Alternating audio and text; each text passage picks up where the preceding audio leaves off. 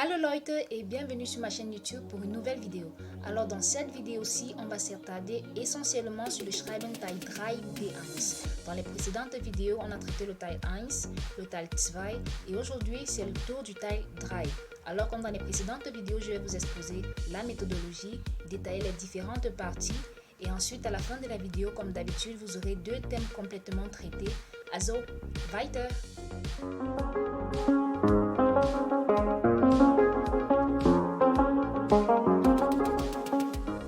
Alors, lorsqu'on parle du Schreibental 3, de quoi s'agit-il? Contrairement au Schreibental 1, B1 bien sûr, la précision est nécessaire, il s'agit ici là d'une lettre formelle. Donc, on n'écrit plus à un membre de la famille, ni à un ami, ni à une connaissance. On écrit ici soit à un patron, soit à une institution, donc à quelqu'un qu'on doit vous voyer principalement. Donc, pour ceux qui ont les manuels, et je suis sûre que vous les avez, l'épreuve se présente à peu près comme ça. J'espère que vous voyez.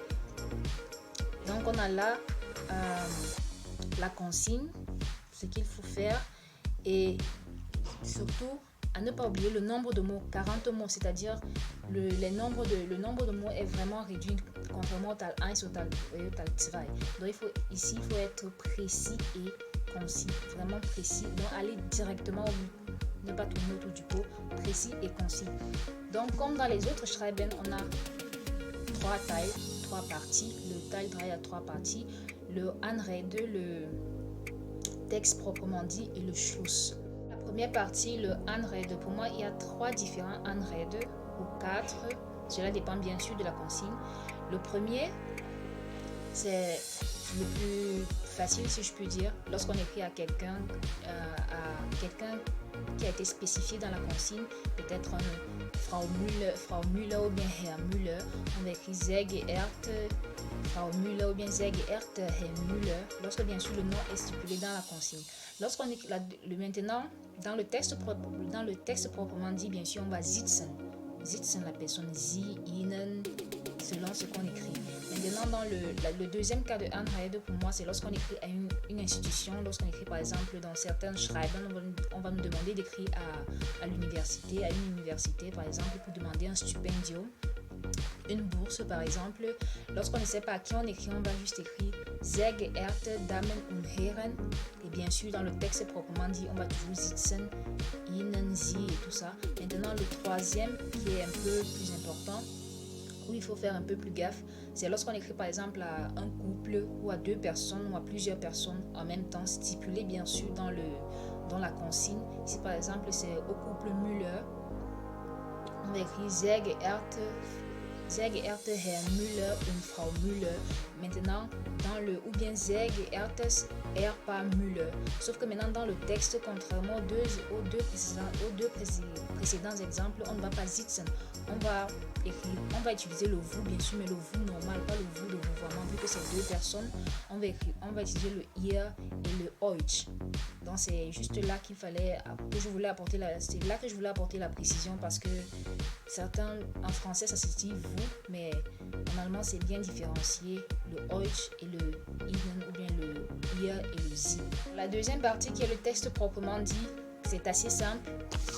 Comme on a une consigne, on nous demande par exemple d'inviter quelqu'un, de décliner une invitation, de donner une raison pourquoi peut-être on n'a pas assisté à un rendez-vous, des trucs comme ça. Donc il faut juste suivre la consigne. Il s'agit juste de développer ce qu'on nous a demandé de faire dans la consigne. C'est essentiellement ça qu'il faut dans le texte. Mais comme je l'ai dit précédemment, le faire de manière très précis et concis, parce qu'on n'a pas assez de marge pour pouvoir développer ou pour pouvoir trop argumenter. Donc le faire de manière directe et concise.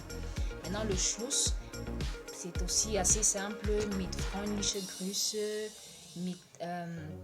ça c'est le Schluss en bas, mais avant, lorsque par exemple lorsque dans le texte proprement dit on demande un service ou bien on s'excuse de quelque chose, juste avant de dire le mit freundliche Grüße, mit bestem Grüße, il faut demander, il est important pour moi de dire ich danke Ihnen im Voraus für Ihr Verständnis, par exemple. Donc demander la personne de comprendre votre situation.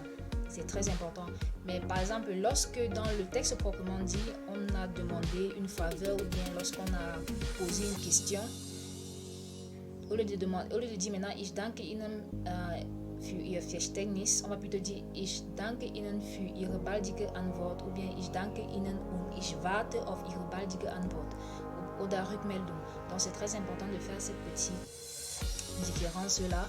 Et après, bien sûr, le Schluss mit freundlichen Grüßen, mit besten Grüßen, mit gedeihlichen Grüße, donc tout ce que vous savez. Et ne surtout pas oublier d'écrire son nom à la fin. C'est une lettre officielle, donc écrire le nom à la fin, pas juste le prénom, mais un nom complet.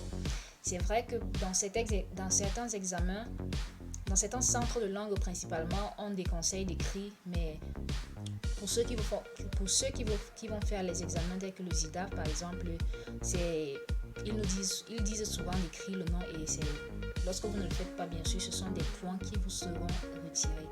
Donc, comme je l'ai promis, on va avoir deux exemples de thèmes traités du début jusqu'à la fin, deux différents thèmes pour que vous voyez un peu les différentes nuances. Et j'espère que cela va vous aider à mieux appréhender ce style-ci et bien sûr aussi à combler certaines lacunes que vous pourriez avoir. Alors, pour ceux qui utilisent le certificat B1 Neu, j'ai décidé de le traiter aujourd'hui, le Schreiben Teil 3 Modell Test 1 et le Schreiben Teil 3 Modell Test 10. J'ai essayé d'être concis, précise, comme je l'ai dit dans la méthodologie. Et j'espère que cela va vous aider à mieux appréhender ce taille-là ou à améliorer ou bien à combler certaines lacunes que vous pourrez. Pour la vidéo d'aujourd'hui, j'espère qu'elle a pu t'aider à améliorer ton apprentissage de la langue allemande et principalement du Schreiben Teil 3 B1. Et si c'est le cas, dis-le moi en commentaire. Dis-moi aussi quel autre thème tu aimerais que j'aborde dans mes prochaines vidéos, peut-être les autres modules. Dis-moi aussi ce que je peux faire pour améliorer mes prochaines vidéos, quelles remarques tu peux me faire. N'oublie pas de partager la vidéo si tu penses que cela peut aider un ami, un frère, dans les groupes WhatsApp aussi. Ceux qui sont dans l'apprentissage de la langue, partage cette vidéo et donne-moi un pouce bleu. Abonne-toi à la chaîne et clique sur la petite cloche pour ne rater aucune notification de mes prochaines vidéos. Surtout, weiter mit dem Lernen. Tschüss!